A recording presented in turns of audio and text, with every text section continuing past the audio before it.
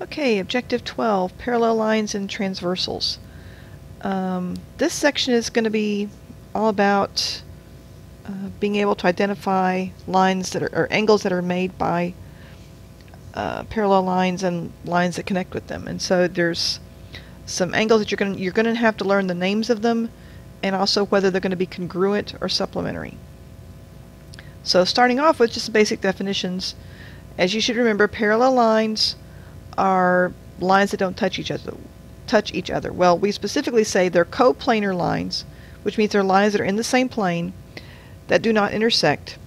And so in this case I have line M and line N are parallel, and if you'll notice on here, where's my little arrow? I've got these little marks on them. That tells me that's kind of like how I mark that two lines are parallel to each other. So we'll see that those continue as we go.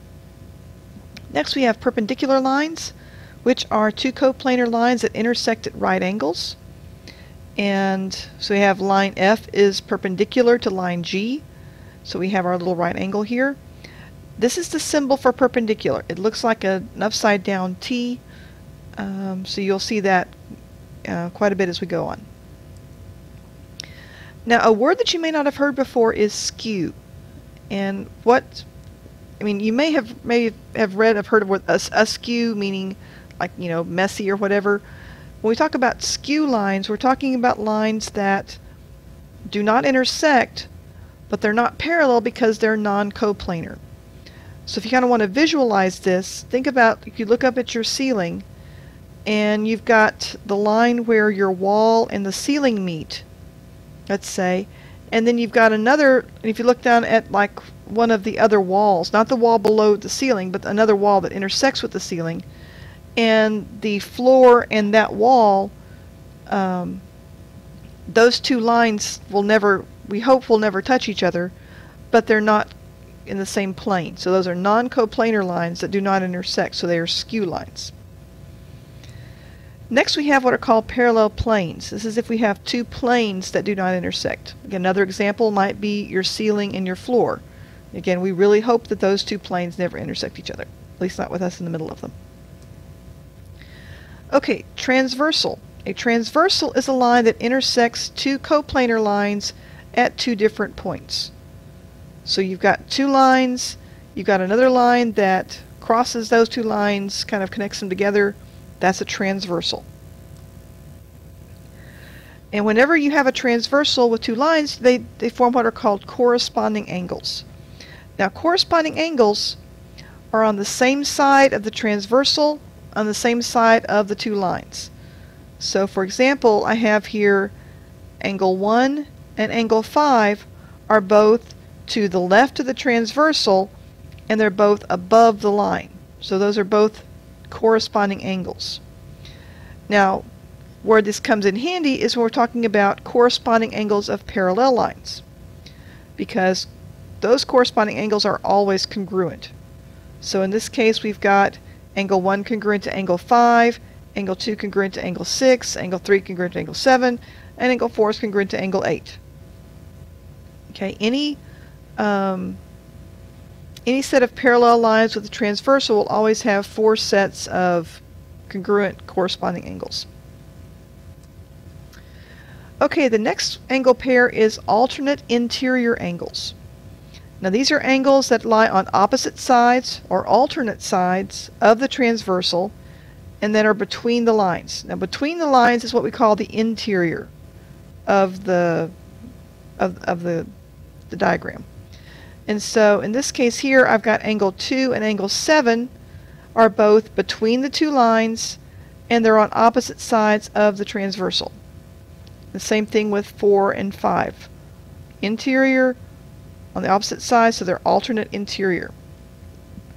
Now when we're talking about parallel lines, alternate interior angles are going to be congruent. So angle 2 is congruent to angle 7, angle 4 is congruent to angle 5.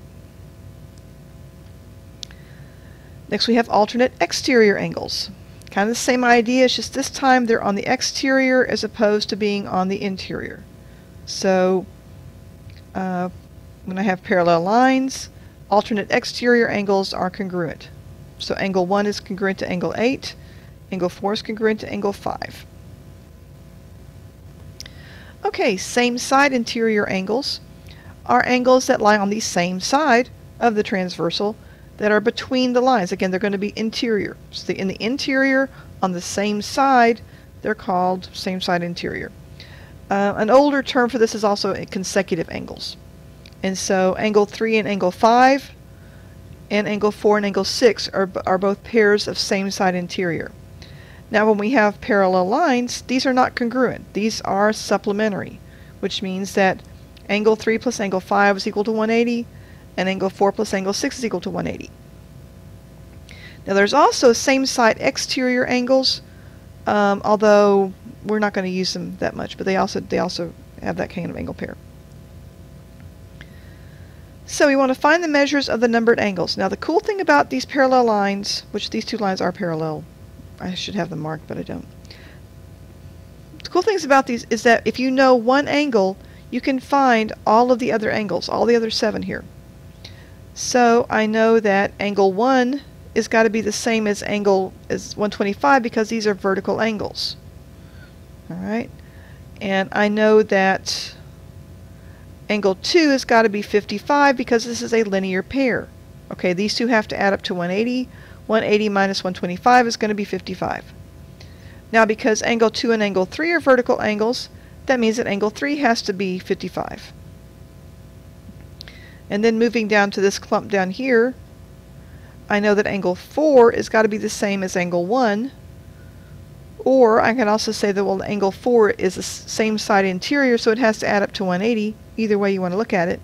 Angle 4 is going to be 125. And then using the same idea here, I can find the rest of the angles. 5 is 55, 6 is 55, and 7 is going to be 125. Okay. Now, if we're just going to call the 125 degree angle, we're going to call that just angle 8, just to give us something to reference.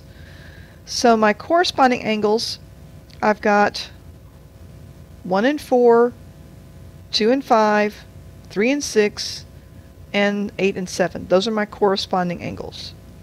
My alternate interior, I have 3 and 5, 4 and 8. Alternate exterior, for some reason these are always a little bit harder to see. I'm not really sure why, but just maybe just because they're spread out more. But you've got 1 and 7, 2 and 6. And then same side interior, you have 3 and 4, 8 and 5.